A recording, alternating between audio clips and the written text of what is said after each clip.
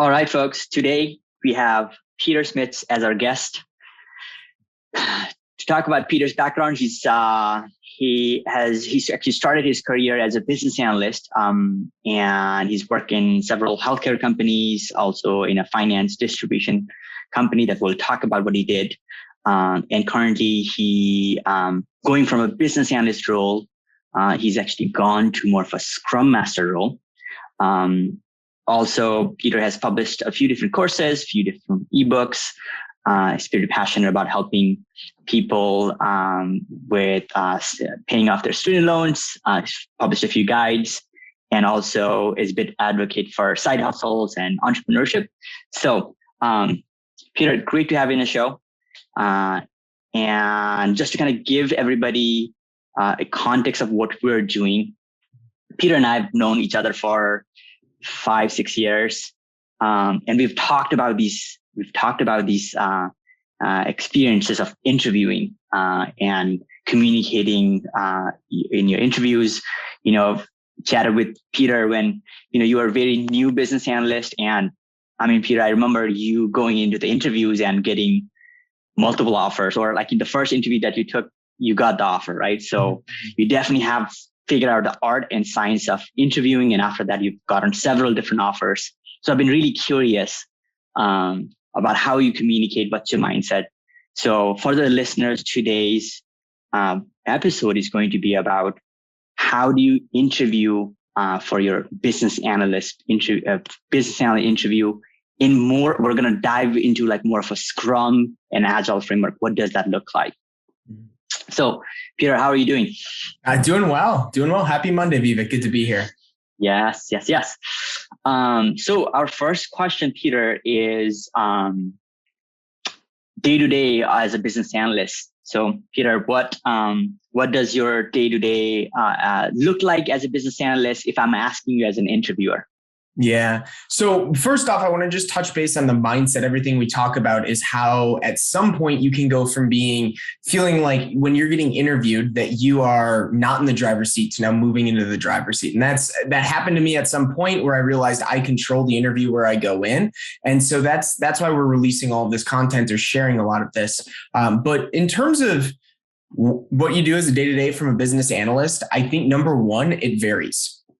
So it depends on the role. I've been in several different roles. I've been in several different companies. But the foundation of question asking, the foundation of doing different analyses, the tools that you use, there's going to be a lot of similarities across the company. And so as I go into an interview, and if somebody's talking to me about what is it that you do as a business analyst, it's going to come off as, hey, it varies. In my most recent role, these were some of the exact things that I did. So I'll talk about an impact analysis that I did, or also known as a root cause analysis. Those are very common amongst business analysts. Requirements gathering documents, right? So that's a little bit more of a waterfall terminology, but developing user stories, developing requirements for a project or a product that you're working on, going in and developing different value streams and really assessing what it is that the business is looking to do and where they're looking to go with the product or project that they're implementing. And so I've worked with a lot of business analysts over the years. I've also been in business analyst roles and still wear that hat a little bit in the roles that the role that I am currently in. And it's really just comes down to having an inquisitive nature and then also being comfortable asking questions and guiding those conversations with stakeholders and product owners and product managers so that you can really start to understand and derive value in the organization that way. So Vivek, those are just some high level items that I definitely share about.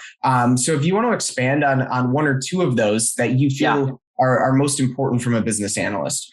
Yeah, Peter. And I started as a business analyst too.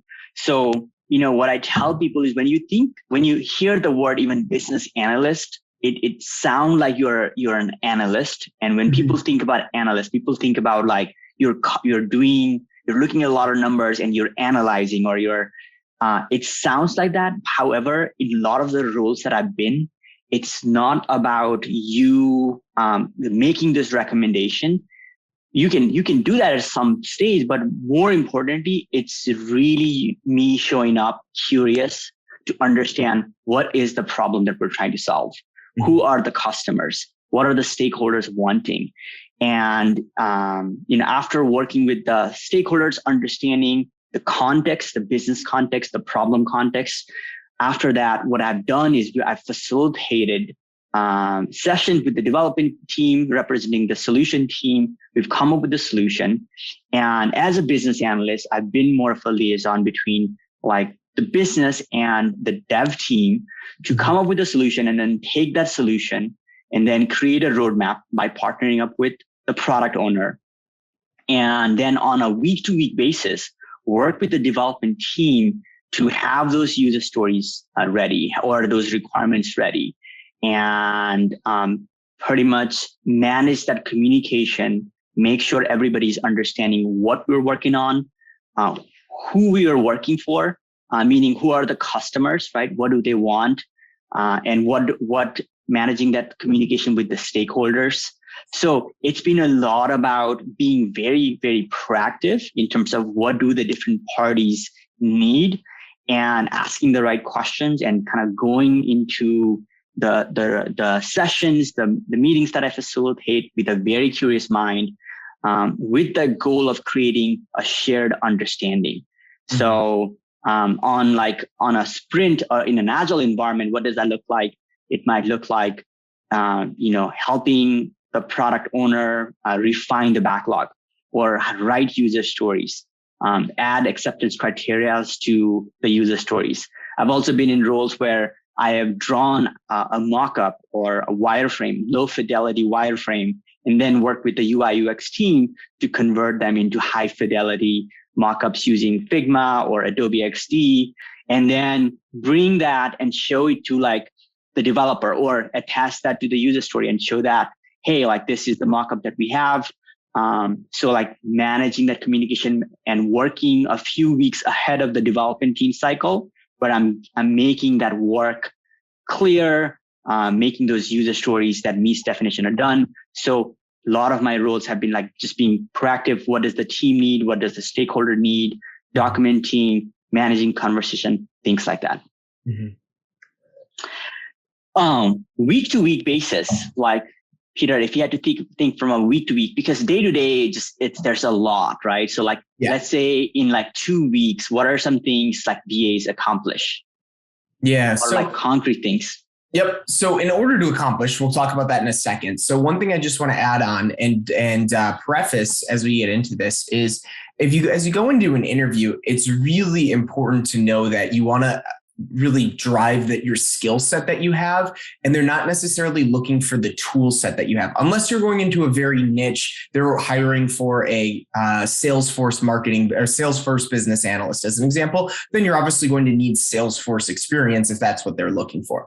But in most business analyst roles where I've interviewed for or interviewed others for is if they come to the table and they're able to profess a skill set of having good communication skills, being flexible, having good organization, then they're going to succeed in that role because the company and the organization is going to teach you what you need to know in order to be successful from a tool set standpoint versus being so worried about, do I know? I started in healthcare and made the move to, as Vivek said, distribution, which was a marijuana company that, was doing similar stuff to a Square Register for the marijuana industry. So the tool set between a healthcare company and that company was vastly different. And now being more in the insurance side of things, that even changes yet again. And so going in with that skill set and really driving that in your interview is really vital. So on a couple week basis, let's say we're working in sprints. So on a 2 week basis, you're in a 2 week sprint, part of maybe a larger PI that you're in, you're going to be a part of several ceremonies over that time. You're going to be a part of a daily stand-up, right? So there's a portion of your day that goes to just regular scheduled ceremonies. So at the very beginning, we know you're going to be a part of sprint planning and you're going to help drive a lot of sprint planning. You're going to be one of the subject matter experts on the team for sprint planning. So that's going to be a big bulk of your beginning of your sprint. And so that's going to be a ceremony that's probably going going to be a couple hours of your time. Another ceremony that's going to be on your schedule daily is the daily stand-up. And you might help, really facilitate that and go through the board and go through the team. And how you do that virtually versus how you do that in person is a little bit different. But with most teams being virtual now, you might pull up your Jira board or your Azure DevOps board and actually walk through it and take a look at what's in progress and take a look at, hey, what was accomplished yesterday? What was done today? What is, planned to be done today? And then any roadblocks. You might actually help facilitate that, and while also giving an update on the 3 questions as well. Another area where you'll spend a lot of your time is requirements gathering session or grooming sessions, where you're actually creating and getting stories ready for the development team to utilize. And so this is where a bulk of the time goes, either in one-on-one conversations or group conversations with the team. And being able to facilitate that and being able to manage calendars across the organization is really vital as a business analyst, because what you're really judged on is your ability, and you're really evaluated on is your ability to glean those requirements and keep the backlog filled and ordered and organized along with the product owner to ensure that the development team doesn't miss a beat. And so as a business analyst, that is where, and when I was in that role specifically, where a lot of my time went, is having those conversations, refining stories, and continuing to ensure that the team had enough work to work on. And then beyond that, you will be a part of the sprint review and the sprint retro. So in the review, you might actually help lead what was accomplished this last sprint, presenting that to stakeholders. In the retrospective, obviously, that's a little bit of a more just internal team conversation about what went right, what went wrong that sprint, and celebration of what happened. So in a 2-week increment, those are the ceremonies. But Vivek, feel free to comment anything on top. Yeah, Peter, I think so a lot of people might have to re-listen to this again, because you said you did distribution of marijuana and people lost it. So go listen to what Peter said again. Peter, we're gonna talk more about that. So obviously this was done for a company. You're a business analyst. Just to clarify, Peter was not involved in distribution. This is you're working as a business analyst on the IT side, okay? I think I said distribution company that was similar to that was in the finance space. So I think I'm on the record. I'm good, but if not, I guess you can let your imagination wander. Yes. So no, you covered. You went into the 4 events, Scrum events, and I can add a little bit more on the refinement part too.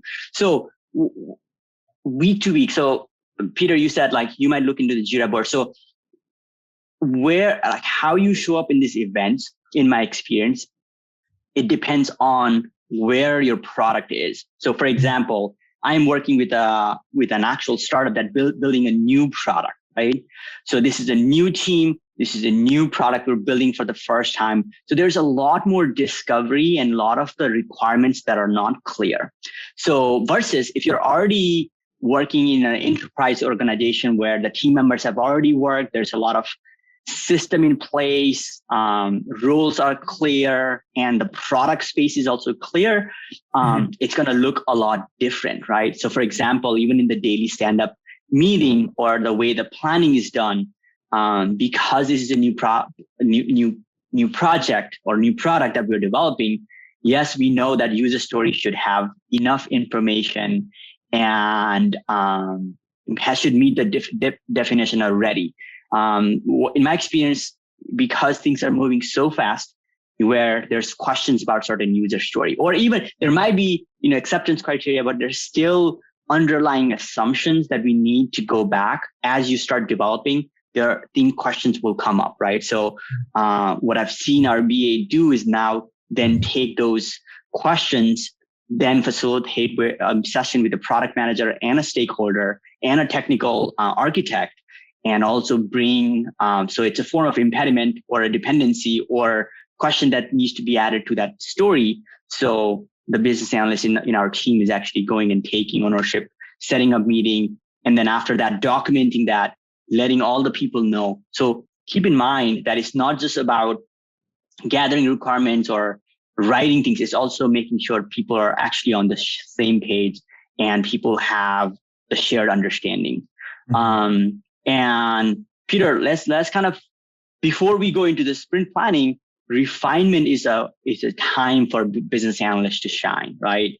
Because so there is a sprint planning, and then team starts work, and there's daily stand up, and then towards the end there's review and retrospective. However, as a BA, you need to be a few sprints ahead, and you want to refine those stories in your product backlog in partnership with the product owner or a product manager.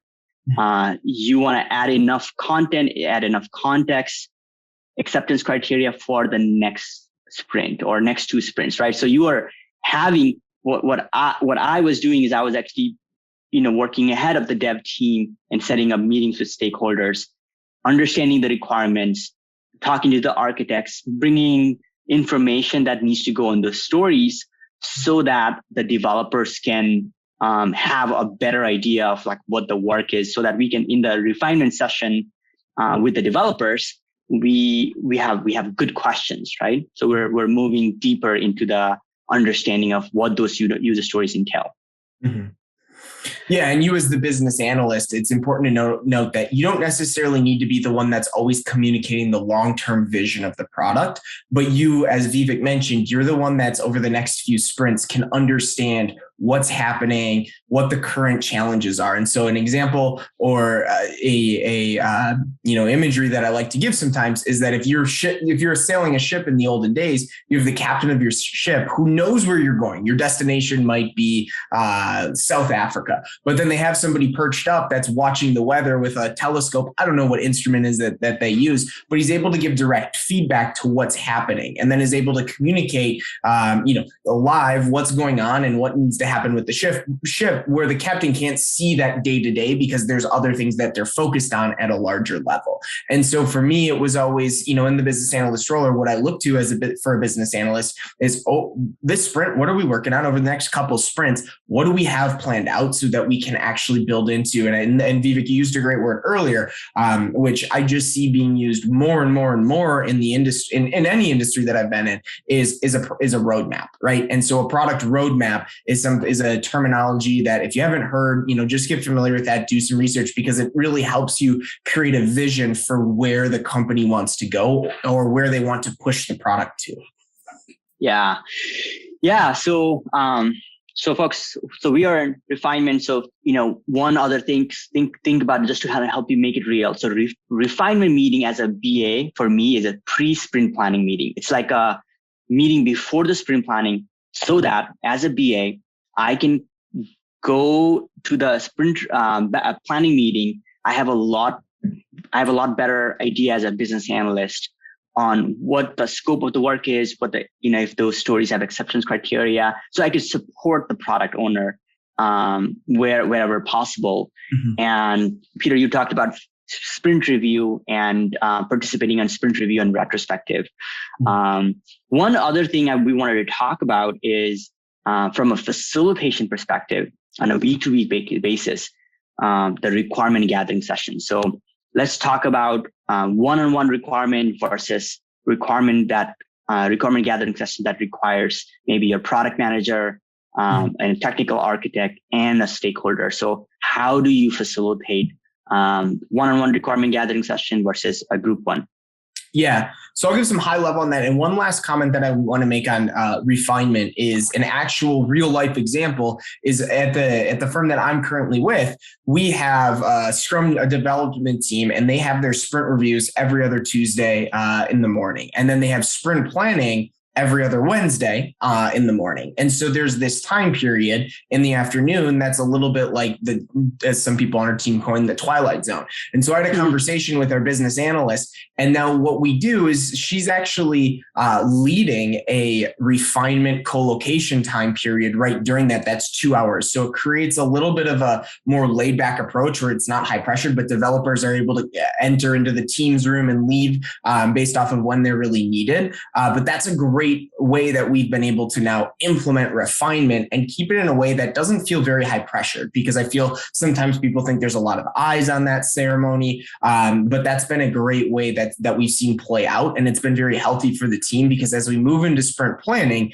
and we have an hour and a half for that, it used to feel extremely limited in the time and what we needed to get through. And we always had things linger over. But since implementing that, we've been able to actually, drastically reduce the amount of time that we need in sprint planning or follow-up conversations that we need to ensure a sprint is planned.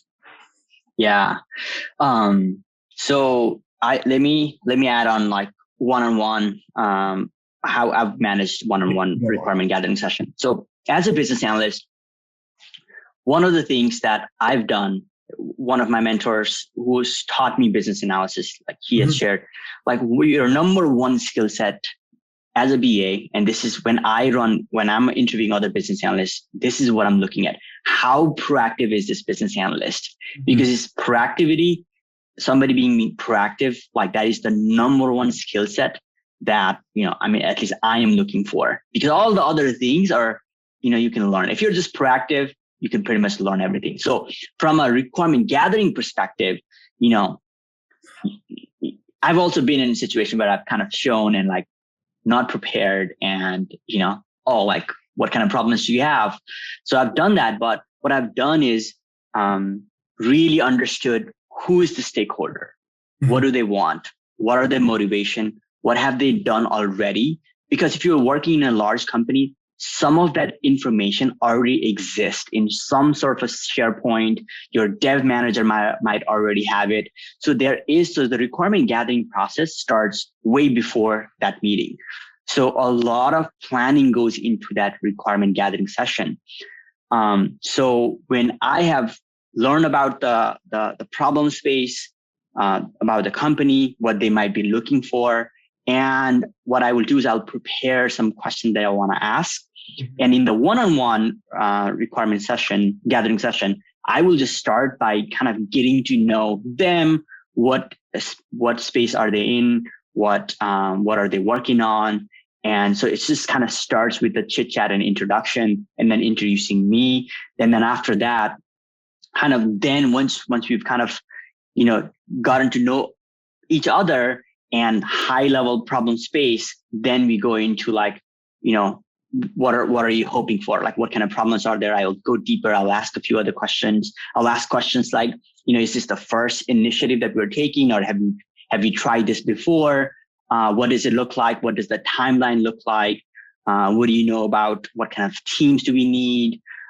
So like things like that. And then it's a back and forth, right? I'm actually capturing notes, and it's also not just this is the first requirement gathering. So I'm kind of already trying to set up requirement gathering 2 so that, it's my first session. Next session, I'll have a lot more information. So I'll gather those requirements. After the meeting ends, I'll process that. Then I might even talk to like another developer that I have, just around like, hey, how am I thinking about this? What kind of questions would you kind of ask this developer or this stakeholder? So I will, based on the network that I have, I will pick other people's brain. And then I'll let that inform my, requirement gathering session 2 with the stakeholders, where we're going to go deeper, clarify those requirements. So that's my approach for one-on-one requirement gathering session. For group ones, they also require a lot of preparation for the facilitation of it, because it's multiple people coming in. It's the stakeholder from the business side. It's the technical architect. I might invite engineer from a team, just because they might understand the product space a lot more. And there might be one more or few more other stakeholders, right? So that actually requires an actual agenda, a lot more thinking, just because there's people from different fields coming together. So I'll have to put my facilitator hat on, even do some meetings before we actually have a group requirement gathering session, have something visual to kind of kick things off, have a nice agenda. What are different things that we want to talk about? I might run that agenda by my Scrum Master or an Agile coach or somebody who's in the organization. So there's a lot of preparation that I will do for the group requirement gathering session. Yeah. Go ahead. I'll drive home one point here. So it's really important to leverage, as Vivek talked about, is leverage other learnings and leverage other documentation that has already been created by the company and enhance it for your own good. And so when I'm in an interview and if I get asked, how do you gather requirements? I'm going to talk about the questions that I ask. You can ask some basic stuff, the where, the what, the why, the how, the when in order to get there. But the way that I'm actually going to convey how I gather requirements is it varies. So in my last role, one of the ways that we did it is one-on-one, and I'll walk through a lot of the things that Vivek talked about. But then I'll say, however, when I come into a new firm, my goal is to understand what works well here and what doesn't work well here. And so there's definitely some things that I can add and bring to the table. But my goal is to develop a good working relationship with other business analysts within the firm, shadow them both in one-on-one and group, because every company is different. Their product is different. Their organization's different. Their politics are different. Who knows what is different? And so understanding how companies operate and how the process that they go through to get to requirements. And by that, I mean, do they send out pre-reads ahead of time? Is that a company norm? Hey, read through this documentation and understand. Or is it something that they cover in the meeting? What does all the way down to what is the formatting of their agenda? And because what people want is they want things to be, they want to feel comfortable in that where they enter in. And if you go in and you realize you don't have to reinvent the wheel, you can now enhance things that were already done. And you can put a little new twist on. I'm not saying be a robot and do exactly what someone else did. That's not why you're hired, but leverage in the infrastructure that's in place. And what that does is it allows a really good platform for you to go out and gather requirements without feeling very overwhelmed or bogged down by the tertiary or the outside things that you feel like, oh, did I put the agenda together correctly? No, just grab that from somebody else. So Viva brought that point up. I want to drive that home because I see a lot of people mess that up where they go in and they say, all right, I'm not just in the interview, but in their job, they try and reinvent things or they try and come up or just do things. And then they really struggle with a lot of the external details. And then it hampers their ability to gather requirements because they're so bogged down in details that don't really matter. Yeah, Peter, that is such a good point. I'll quickly wrap up. So part of the requirement gathering, if you're thinking about, you need to learn a lot more about this process. We're just kind of talking about from an interviewing sense where you can pick out and kind of pick our mindset on how to interview, right? So after the requirement is done, documentation is a big part, sending it out to the right parties and following up. Let's say one of your stakeholders, if it's with multiple stakeholders, somebody's not available, making sure that person kind of gets here, this is what was decided. These are the action items that we still haven't decided, but these are the open items. These are in scope. These are not in scope. So being able to write a clear email or a Confluence or a SharePoint document and capturing what was discussed, that's a pretty crucial role. And I want to add, so Peter, like you said, that mindset is actually crucial for a lot of other questions too. So for example, as a business analyst, if somebody asks me, how do you do prioritization? Or how do you do a kickoff of a team? A lot of these, as an experienced business analyst, our goal is not to introduce new frameworks or new techniques or new fancy frameworks on how to RISE framework to prioritize. Mm-hmm. As a business analyst, your goal is to go first, learn the current processes. And obviously there's going to be a lot of efficient processes. It makes sense for you to pick up those because everybody is busy.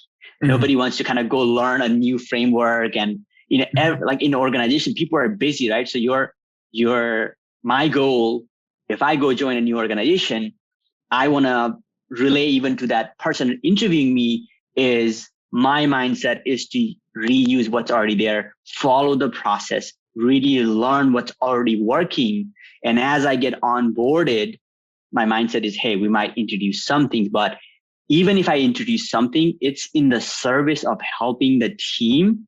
And I'm going to check with a few people already. I'm not just going to say, this is good for you developers. I'm going to actually check, hey, how does this fit with what we're already doing, right? So that mindset as a BA is like, you're doing a lot of these things, not because you can use fancy tools. It's for the service of the team. You're coming and putting that servant leadership mindset and keeping what's useful for the team and the business and the stakeholders. Yeah. And for me, conveying that in the interview that I want to shadow somebody, that I want a good relationship with another business analyst is crucial. Because if they say, oh, that's not something that we do, that's actually a red flag for me in the interview saying, well, what's the, how am I going to learn? Right. And unless you're maybe the first business analyst and there are scenarios where if you're starting at a startup and they're kind of asking you to lead something and create documentation, that's a different story. But we're talking about where there's processes in place. Yeah. Yeah. So, leading initiative, actually, let's talk about that, Peter. Like that is, there might not be leading and taking initiative is really crucial. Or actually in the interview, you want to figure out a way where you can convey that, hey, I'm not a business analyst. I'm going to come there and sit for people to tell me, because that doesn't happen. You literally have to think 5-10 steps. You're not going to have a mentor, somebody come and you actually have to go ask, right? You have to take that initiative. Developers are not there saying that, oh, like Vivek's going to come join in as a BA and we're going to go and mentor him and help him out. That's not how it works, right? So one of the things that I've done when I've mentored other BAs is to really not just say in the interview, but this is the actual mindset that you will need to thrive on the role, right? So I make it a point to say, there's so much of unknowns, right? When you join a new team, there's so much dynamics, there's new products, there's so much to learn, there's so much unknowns. And one way that I have done to help the process of learning is just took a lot of initiative. It means, reading what already exists, it's going to the Jira, learning about their product backlog, looking at last few sprints, what was delivered, asking a developer like, oh, what did we release last in the last few release? If it's app, going at and looking at the release notes, because I can find out what was released. Looking at if it's a product that I'm interested in, which is, like if you're going and interviewing for a company, you probably want to be interested in their product line, downloading that app, maybe even creating a test dummy account if it's not like a financial product where you cannot do that. If it's a user, if it's something that you can create an app, I'm going to go and like create my account. I'm not going to wait for somebody to do that. The whole thing that I would do these things is because when I go and ask some questions to the developers or team members or stakeholders, I want to just let them know that, hey, I have taken initiative. I have done things from my part. I didn't want to assume too many things, but I've done this, and this. It was really interesting. I might even like share like, hey, this was really interesting. This last release, how did it go?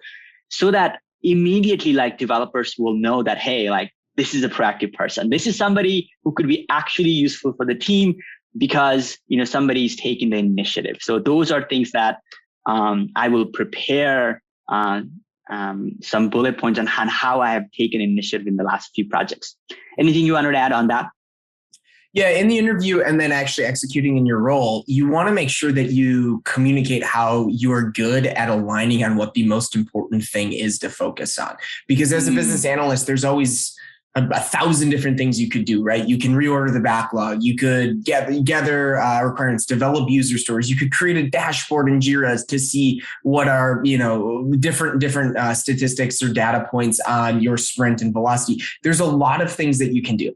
But what is the most important thing to drive, let's say, the product roadmap in order to create success? And that's where you want to spend your time, because we can spend our time doing a lot of different things. But in my experience, when I've worked with business analysts who are the most successful, don't feel overwhelmed and are able to really drive initiatives and really lead, is they're very, very good at understanding where they should, of all the things that they could be working on, what should they be working on? Yeah. And so conveying that is really important. And also you can get also implementing the Pareto principle as a business analyst. So you could analyze, like, let's say you're gathering requirements and you are 80% of the way there. That last 20% might take you alone, an extra 10 hours to understand the user story, everything about it. Take it to the team and talk about that, because when you get to that point and when you're able to fold time in that way and you're able to now be efficient with your time, it's going to make you a much happier business analyst. And ultimately, it's going to allow you to create a better work environment and actually do your job just a lot better. And so those are a couple of skill sets that you can convey in an interview. And how do you share that? Well, you talk about a way that you've done that in the past and maybe what you've learned in the past. Those are definitely things that I've done in an interview, but then going into the role, actually executing that is vitally important. Otherwise, you're someone who's up till 10 p.m. at night because you were spending all day working on a Jira dashboard that people may or may not look at. Yes, such a crucial point. I'm really glad you brought this out, because yes, there's so many things going on, and it's and it comes by just like spending time to think what's important, right? Asking that question to yourself. If I was interviewing for a BA, if they communicated that point, I would be very happy. Because there's so many things to be done. Even if somebody thinks like that as a hiring manager, I'm going to say, man, if I hire Peter, he's going to actually ask that question even to me. You have so much going on. You're overwhelmed. What's the most another 5 things that are there, or what's the most important thing right now? So amazing point to bring in an interview. Another thing is how you show up, right? How you show up. Like you said, there's usually in a BA, you are in chaos. You're going into many meetings and you're trying to meet with people, developers, stakeholders from different parts of the company, technical architects, DevOps engineer. You might be interacting with a lot of people. And one important thing is how you show up, right? Because there's easily, if I remember as a BA, there are so many things that you can easily be frustrated about or complain about. However, the organization's complaint and problems are your opportunities. So I have just kind of showed up I've just said, hey, there's a lot going on. I'm just going to show up. I'm not going to bring my negativity. It doesn't need it. It's obviously the company hired me to actually, help facilitate, solve these challenges, these process gaps.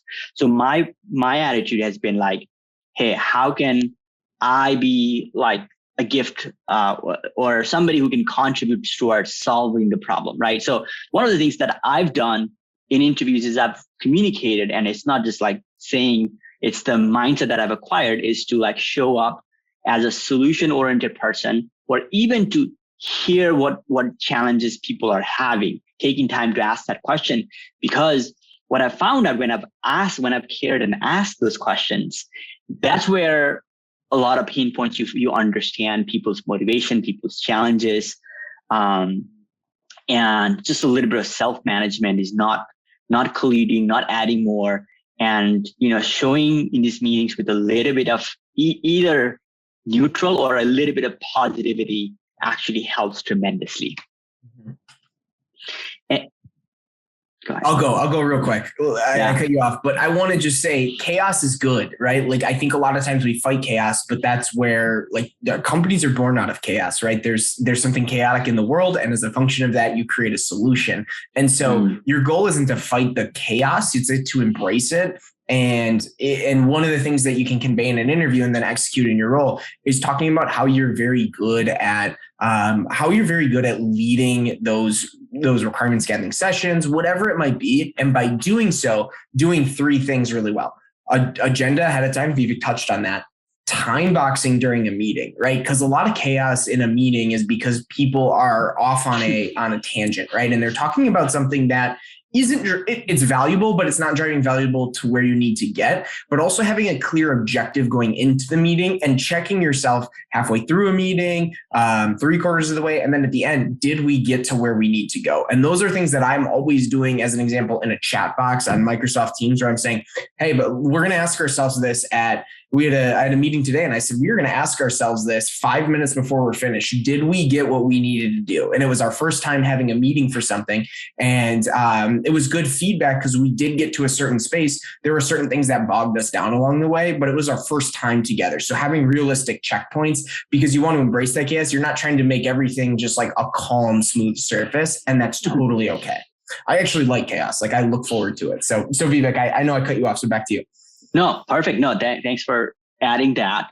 So yeah, we can kind of go into another really important question. We talked about how to show up, what are the attributes. So Peter, if I ask you, why do you want to be a BA? Let's go back 6 years ago, and you know about BA. Maybe you've had a little bit of experience. Like, how would you articulate why do you want to become a BA?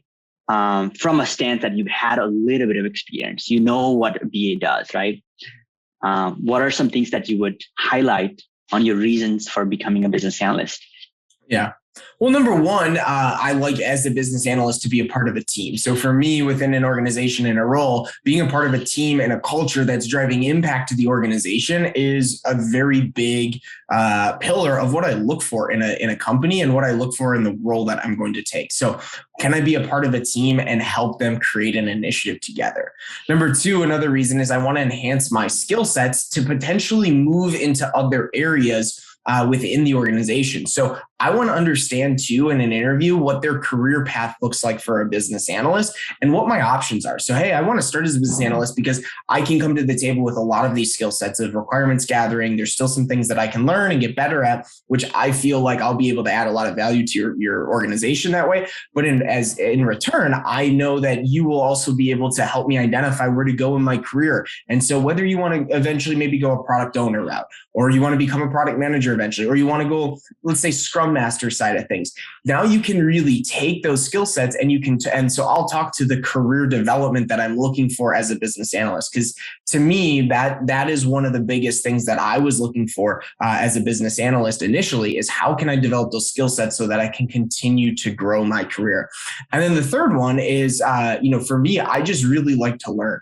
And so being flexible in my learning approach and, finding an industry that really sparks interest for you is also going to help you show up to work happy and be, a better employee. But when you're interviewing for a firm that you really want to be a part of, let's say you're interviewing at, a big company like Google as an example, like being a part of like cutting edge data. So understanding what that company does and talking to your interests and how they align with their overall, you might not know their product, but company vision of where they're looking to go. And so those are a few reasons why I wanted to become a BA, because I knew that it was really a way to drive change in a world that's going very technical and there's a lot of technology and it's changing every day at our fingertips. And to me, that was very exciting and energizing and also a way that I knew I could create some change and impact. So Vivek, what are some other reasons that maybe you got into that, even with a little bit of experience and that evolved over time?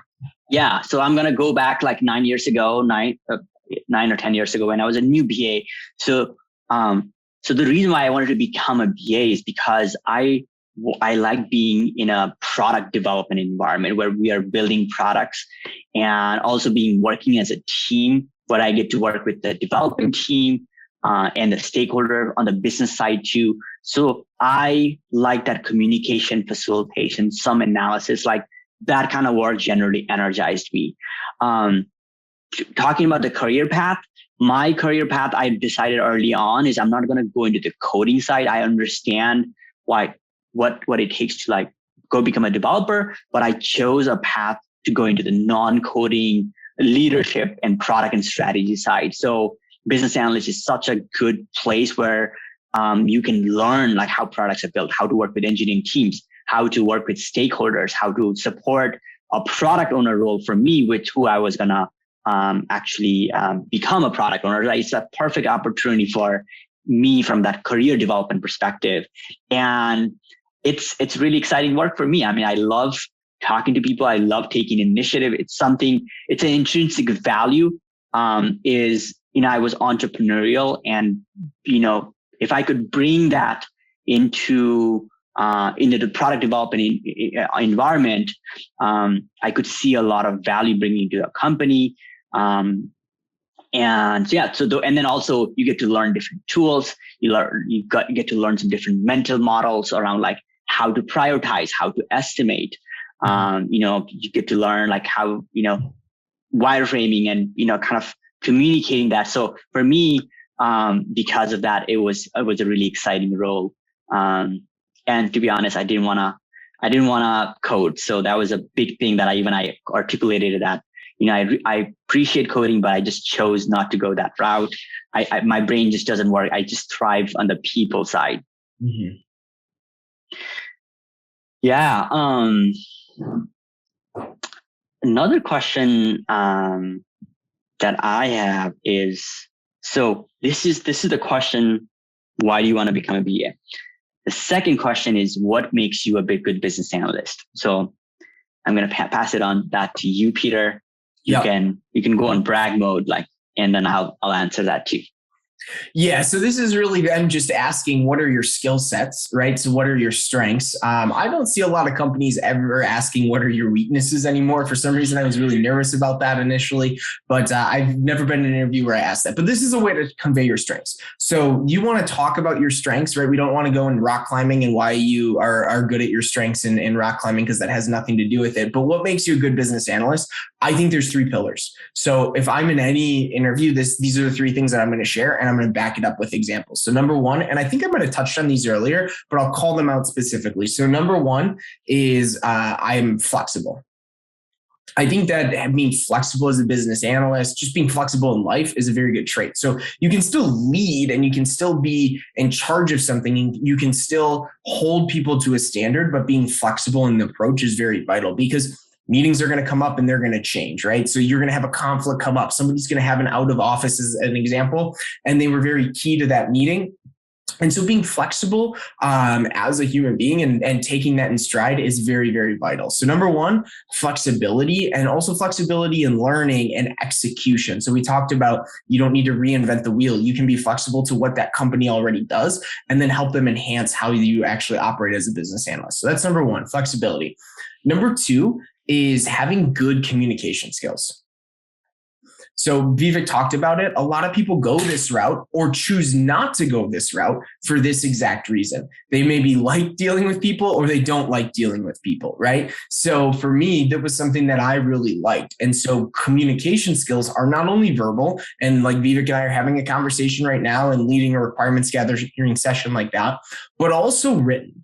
And so being able to communicate things and decipher what can be done via email or what can be done via a Skype or Teams or Slack channel chat, and also being very tactful and approaching that in a way that you're good with your written skills as well. Because there's going to be at times certain status reports, like a stakeholder might want a status report on where a product is or where you're at on certain things. And being able to communicate that out is a very, very big skill set. So the second thing is having good communication skills. And then the last one, which I have written down right here, is also being very organized. And so like we talked about, there's a lot of different things that you can do at any given point. So there might be several different projects, or you might be helping, different things about different parts of a product roadmap that are very different components. And so understanding how to shift gears and having a system in place that keeps you organized. And that's really important, number 1, but also keeping the team organized, because as a business analyst, keeping the team organized within requirements gathering sessions, refinement sessions is really vital. because it helps drive to get things done and you don't waste a bunch of meeting time. I'm not saying never have fun with the team or never talk, you'll never get off track, but being organized and understanding where you're going over those next 2 to 3 weeks keeps people happier and keeps the team energized and helps you with your team velocity and getting work done. So for me, those are the 3 things that I'll convey in any interview. Number 1 was flexibility. Number 2 was good communication skills. And number 3 was being organized. The rest can be learned. You do not, for me, I will never talk about a system unless that system, like I talked about very early on in this podcast, is in regards to, hey, what's your, tell me about how good you are at Salesforce. Well, if somebody asks me how good I am at Excel, I'll give you an answer that I use. This is one last thing, because this might come up. I'll say, hey, I'm on a scale of 1 to 10. I'm probably about a 7 on in Excel. But if I have access to Google and YouTube, and there is something very specific that I need to do, like create a very specific pivot table, I know that I can go out and create that, which bumps my expertise level up to a 10. And so that is how I answer most of the time when somebody asks me a little bit more technical question or expertise around a technical skill set, because this isn't a coding environment where they're saying, hey, how good are you at, writing in this language? So those are the 3 things. And then the one additional question that sometimes gets asked in that. So Vivek, anything you'd like to add or any other skill set that you see as a good business analyst? Yeah, Peter, I've been asked this question. I'm going to give you another set of what makes me a business analyst. And that way people can also contrast on what, there's different things that makes you a good BA, right? So you just have to understand. And also it has to be authentic with, what you're actually good at. These are not just things that you just say, right? So for me, what I communicated was I was a very proactive person. So proactive about learning, proactive about really thinking about what people need, what the project needs. Because I'm such a proactive person, and I also usually give people. I am that person who can think 5 steps ahead and spends a lot of time and over prepares for things, which is has helped me a lot in my BA career, because that is a value of mine. That's a personal value of mine, is not taking the back seat, but really whatever I go, come prepared, fully show up. And when I'm prepared and proactive, I can show up a lot more confident. I can make an impression where people, take my ideas seriously or take my questions seriously, or it's much easier to actually build a connection when somebody knows that this person cares about the work that we're doing. So proactive skills. Second thing is I will share is I'm a quick learner. Peter, you said about your learning skills. So what I share is learning and kind of proactivity goes in. So I've learned a lot of different things, even in the early part of the career. And I'm really fast. I'm good at learning things really fast and to make sense of things really fast. That actually helps me, in any project where I can go and I'm not shy about asking questions or going to YouTube, Google, I can think fast and slow pretty well. That's actually one of my strengths. The third skill set I have is I'm good at asking good questions and really listening to what people are saying and what people are not saying. Because as a BA, your job, before you analyze anything, your job is to ask good questions. And that has helped me a lot. Another skill set, like you said, is I'm really good at actually identifying and prioritizing initiatives as well. It's kind of thinking about what do people care about the most? What is the product or the team? What do we need? So I'm good at asking that question to myself, and because I'm proactive and curious, I'll come up with different things for the team or for whoever I'm working with. So those are the skill sets. I guess you brought in a good one. Communication skills would be a pretty good one to bring up too. Which actually listening skills is a big part of communication skills too. So that's how I would answer that question, Peter. Yeah, and there's a lot of overlap between what we said. So, the organization, right? I talked about it organized, and that leads me to being proactive. Vivek talked about proactivity, and that might lead him to being organized. He talked about being good at asking questions. That is a communication skill, or listening, right? So there's a lot of overlap in how you want to convey that and how specific. Be well versed in the way that you can communicate your skill set. So, Vivek, I appreciate you kind of sharing some of those as well. Yeah. So, along with those, so Peter, let's kind of show, or let's have our audience hear like how we might just tackle some questions too, right? So like, let's just start with the prioritization question. So sometimes in the interview, we kind of touch this, but let's just kind of bring this back home. Either I can answer or you can answer, Peter, like a prioritization question. And I'll kind of share how I will answer this question. Yeah, go for it. Because as a BA, so if you're interviewing me, Peter, the way that I will answer, because I'm not somebody who just kind of heard about BA and kind of did a lot of book research, I will not go with the typical answer of a Moscow or RISE framework.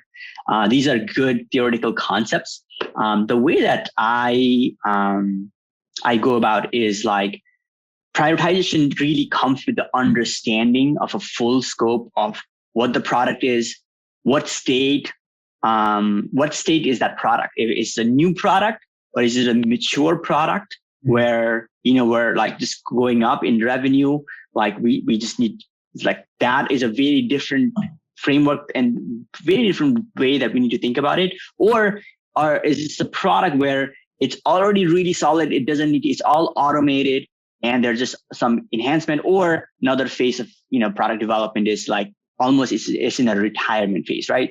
So how I come to prioritization is it depends on where the product is at. But the main thing I will do when I go as a BA into an organization is to understand what is the team using, what is the product manager or a product owner using. How are they prioritizing? So my first thing is I want to ask them how they're doing it. And because it's much easier once I understand, much easier for me to contribute and add value. And then I understand I've used Moscow framework, must have, could have, should have, right? So I've used Moscow framework before. I've also used a framework that I've used in building my own products as a product manager. Yeah. This is a mentor who taught me, just look at from a development perspective, any features that you're looking at, ask that question. Does this bring 10x returns of value to yourself? It's not just ROI in terms of money, but like, when you're looking at this, is this a 10x items? If it's not a 10x items, or if it's not a compliance item that you need to do, and if you don't do it, you'll go to jail. Don't do it. Look for items that's going to give you 10x value, because by the time that you develop something, you test it, you put it to production, and you have to maintain it. A lot of the items that brings you 2x value or 3x value, it might not be worth it. And again, this is for new initiatives, right? So my mindset is to communicate that, hey, I understand prioritization. I know a few different frameworks. I know RISE frameworks. I also have studied WSJF way of prioritizing initiative, which is very complicated. Nobody knows if that works or not, but it's such a solid framework that I've learned from, some awesome trainings. However, what works is, kind of going to the team and understanding what they're already doing. And that's my approach. How would you answer? Anything you want to add to that? There's not a lot I want to add outside of the one thing that I communicate with prioritization is that it's an ongoing event. It's not like you prioritize one time and then it's done. Things change daily. The climate of your business, the market of your business changes on a day-to-day basis or week-to-week basis. And so and this is the importance of using, an MVP or an MVF approach, because once you understand or see an MVF and keep things that you can get something to a workable software, a workable solution initially, now you can help people actually understand if this should be a high priority item. And so for me, it's a constant conversation with stakeholders in the team, product owner, product manager, ensuring that priorities haven't changed, because just like anything right in our life, priorities can change change at the drop of a hat, right? Like you thought that tomorrow going to work out was really important, but something else came up and it's like, we have to reevaluate that. Let's say that's still a good priority, but that might get just bumped after having to go to the DMV because your license expired. So prioritization is a very fluid and ongoing event. Yeah, Peter. And, as a business analyst, if you're going to an Agile team, you might not even be the main person to prioritize because with Scrum, right? You have a product owner. However, even if a product owner is asking this question, right? I'm going as a BA, if I have this mindset of understanding priorities and it's an ongoing process, even me asking, hey, product owner, help me understand why this is a priority. Because this is such a simple question. You're not questioning, have you prioritized?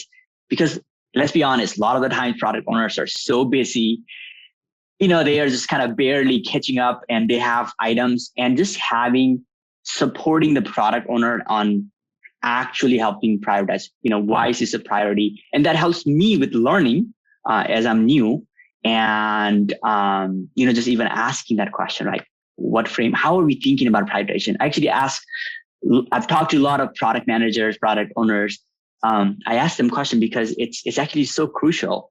And, it's also, people are also evolving in how they do it, right? So just by asking question, you're going to help your product owner, product managers, because it's such an important question. Absolutely. Absolutely. And yeah, you might get them 90% of the way there and be able to make the recommendation, but you might not be the one doing it. And also realize that you can communicate. I might not be the one doing the prioritization at the beginning because I don't understand the roadmap. But if you're in a similar role for a year or 2 years, now you just understand more about the company and how their processes work. Yeah. Peter, let's tackle estimation. So let's say you're asked as a BA, what kind of tools, techniques do you use for estimation? How do you go about it? Yeah. So Vivek, I might have you kick this one off and then I can add a few thoughts on top of it because I think, let's just have you kick it off with estimation. Yeah, absolutely. So if as a BA, if I'm asked a question about estimation, the mindset that I want to communicate is, hey, yes, I understand the gist of the question, what you're asking.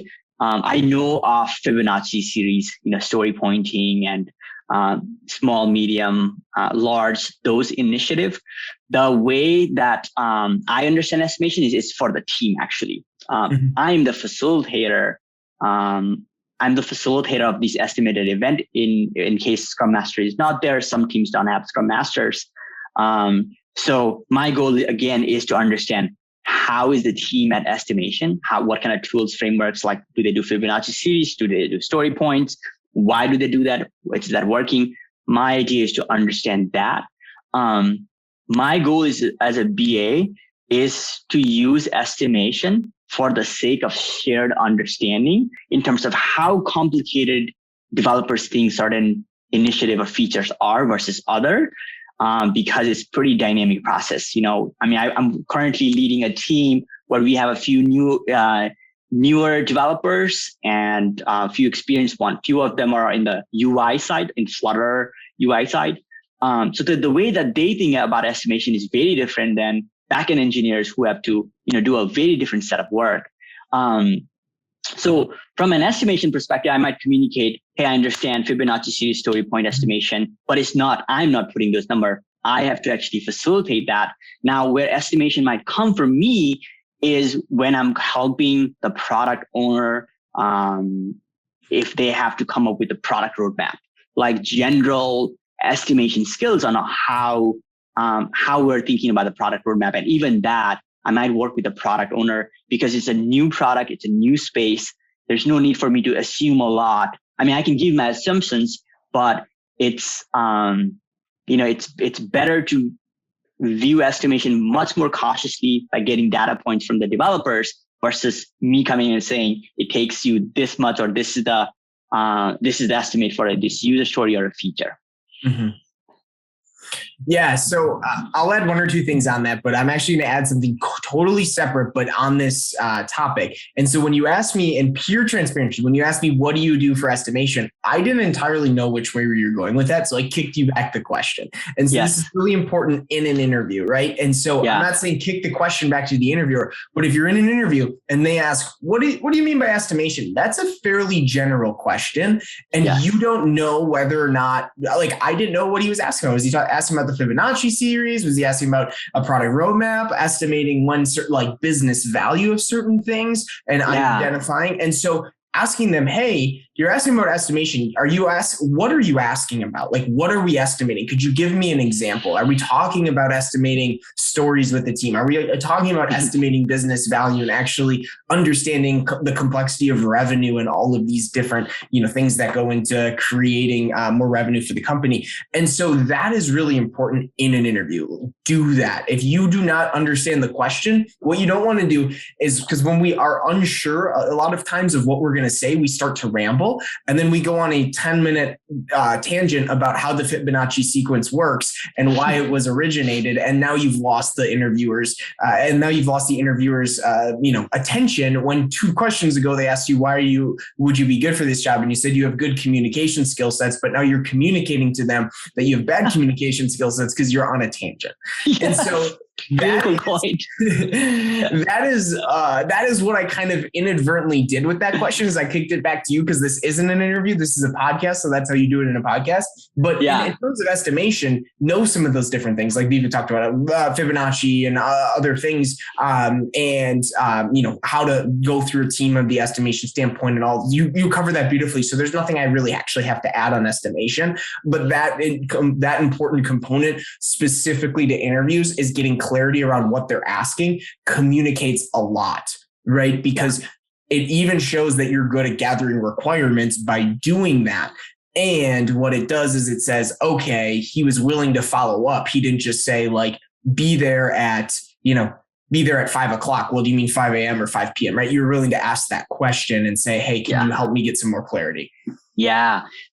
No, when I was asking that question, I was like, oh, even like, I'm glad that you brought that up, because in an interview, if you assume that I'm asking about Fibonacci series story point estimation and you go spend 5 minutes, just know that you're not going to impress an interviewer by talking about Fibonacci. You can read about that in 2 minutes and it's right. So that is not how you impress. Like, what you're going to impress is if just having that awareness, being able to ask questions and being succinct actually is a very important strength in the business analyst role. Succinct meaning being just, articulating what you want, right? So, perfect. Anything else that we need to talk about estimation? No, I think you hit it all on the head. And if those are new concepts to you, just do some research on it, and also maybe do a Google search on what business analysts estimate. Yeah.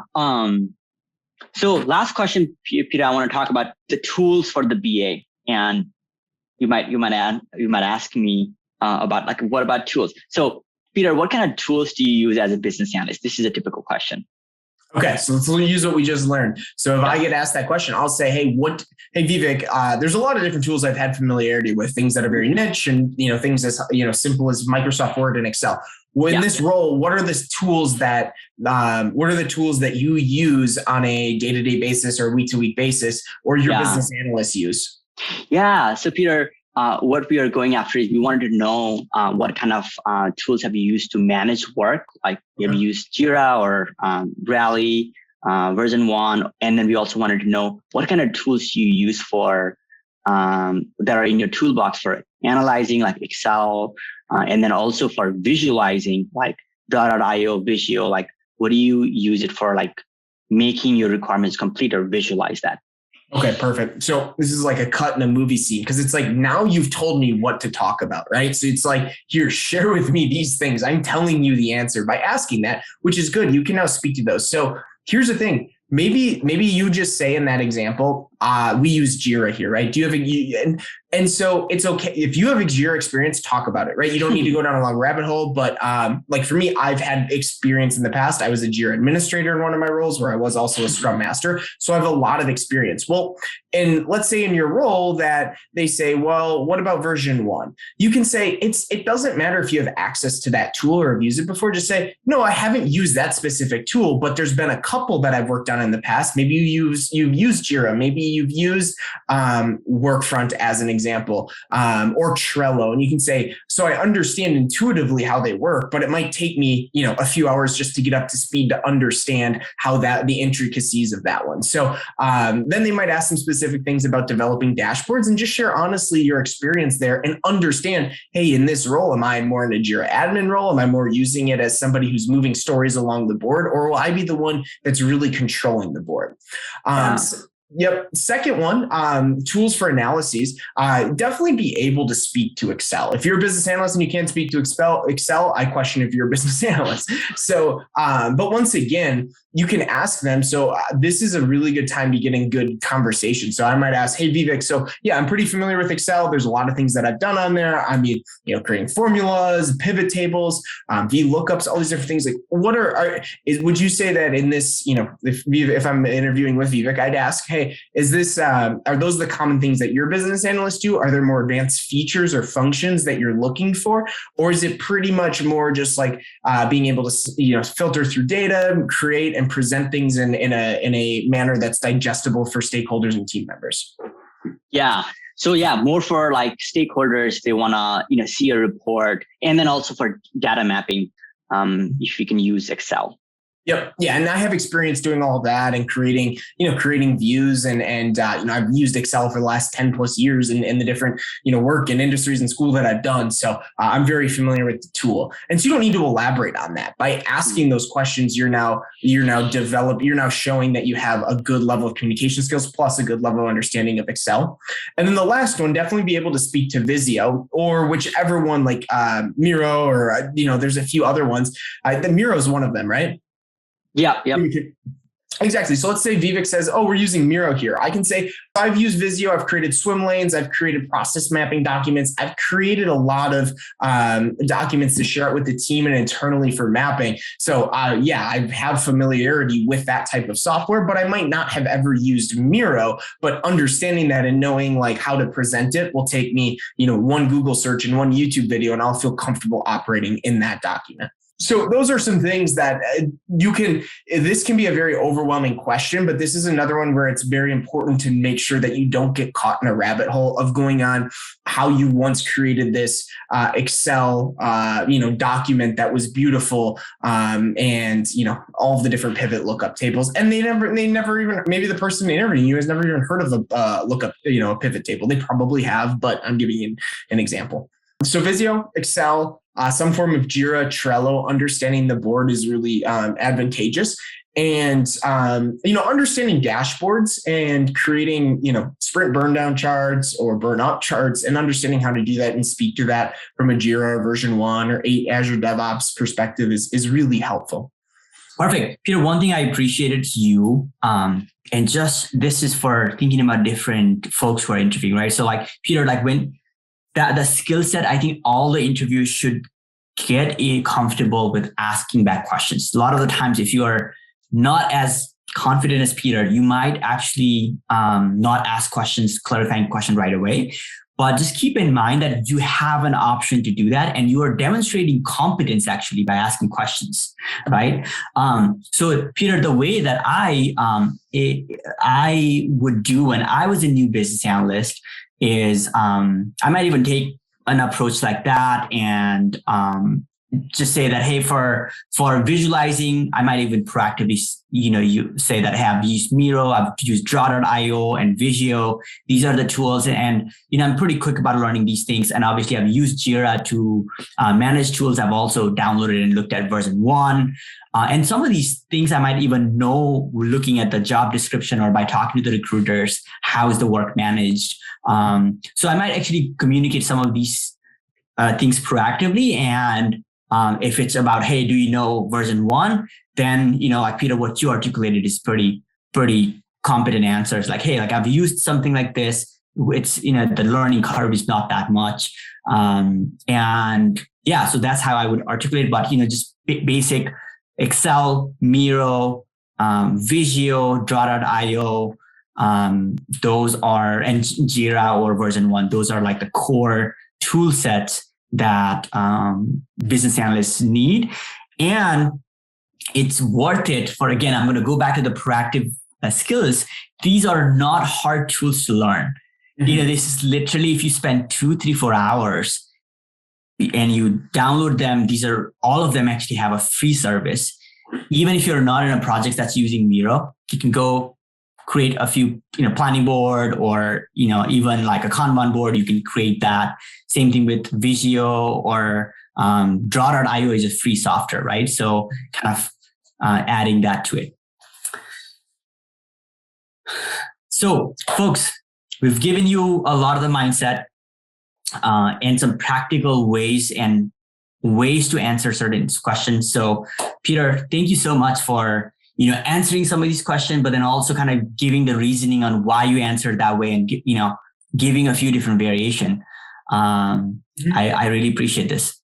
Yeah. Glad we got a chance to talk about it. Obviously, the interviewing process can be a little bit overwhelming or daunting, but as you prepare and as you have more experience doing so, you really realize that even if you spend 15 minutes preparing for your interview, you're probably spending 3 times the amount of effort and time that the individual that's interviewing you is doing. They're just looking at your resume and sitting down saying, okay, tell me about yourself. So that's why we're, hopefully unpacking a lot of this and helping in your preparation so that you can give some things and what I want to share is understand some things that help really shift the dynamic and mindset of the interview as you walk into it, that you feel comfortable and confident that you're in the driver's seat.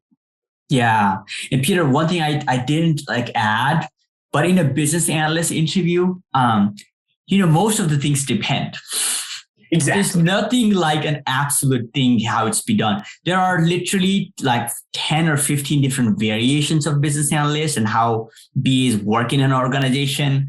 So literally all of the questions that we answered, you just want to answer in a way, just hey, I know this, but I'm adaptable. And I love that the word that you use, flexible. So, I use word adaptable. I can adapt to which product I'm working with in what context, right?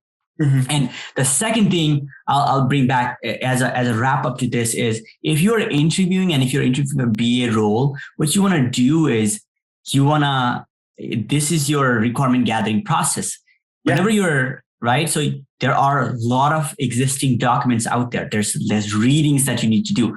Actually, reading and writing skills is actually pretty crucial. So I would highly recommend you are listening to other content, reading, writing, and being really proactive about these conversations, thinking about who the recruiter is. That kind of research, that's what who's interviewing you, looking at the LinkedIn, what they might like. That actually all is what you will actually do as a business analyst. So you might as well do that so that you can talk about it. Absolutely. Spot on, Vivek. So with that, we're going to wrap this up. Thank you, Peter. Thank you, Vivek. Great chatting.